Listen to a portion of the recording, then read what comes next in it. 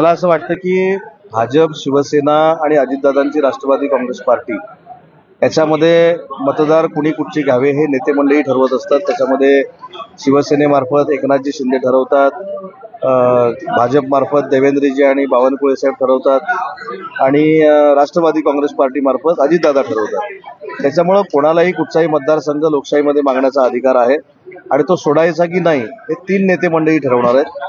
त्याच्यामुळे मी एक महायुतीतला जबाबदार मंत्री असल्यामुळे मला याच्यामधनं अजूनही काही वाद वाढवायचे नाही किंवा क्लेशदायक काही वक्तव्य करायचे नाही।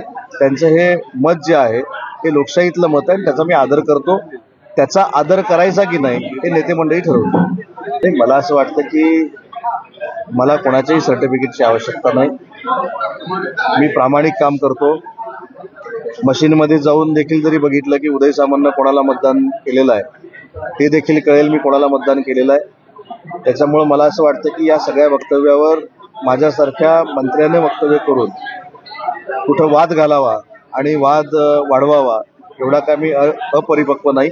त्याच्यामुळे नितेशजींनी जे वक्तव्य केलेलं आहे त्यांनी त्याची खात्री करावी, त्याच्यातनं त्यांनी देवेंद्रजींकडे तक्रार करावी आणि देवेंद्रजी त्याच्यावर योग्य ते काय बोलतील याची मला पूर्ण खात्री आहे।